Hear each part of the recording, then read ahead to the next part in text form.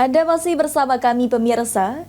Memasuki awal Februari, BMKG Stasiun Meteorologi SMB 2 Palembang sebut hujan masih akan mengguyur Provinsi Sumatera Selatan hingga seminggu ke depan dipengaruhi pergerakan angin.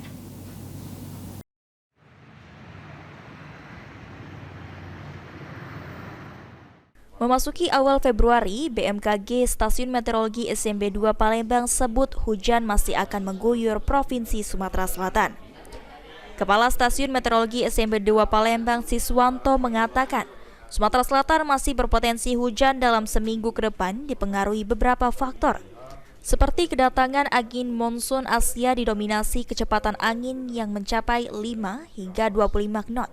Selain aktifnya angin monsun Asia, awan konvektif turut aktif di kota Palembang yang menyebabkan intensitas hujan antara intensitas sedang menuju intensitas lebat.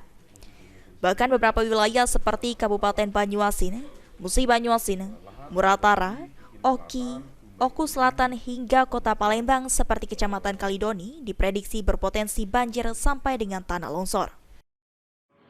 Cuaca untuk seminggu ke depan salah satunya adalah ini masih ada kita lihat pola-pola konvergensi maupun pola-pola belokan angin yang melewati di sekitaran Sumatera Selatan yang masih akan aktif memicu pertumbuhan awan-awan konvektif, potensi hujan dengan intensitas antara. Diimbau bagi masyarakat untuk meningkatkan kewaspadaan dan mempersiapkan diri dalam mengantisipasi bencana banjir dan tanah longsor.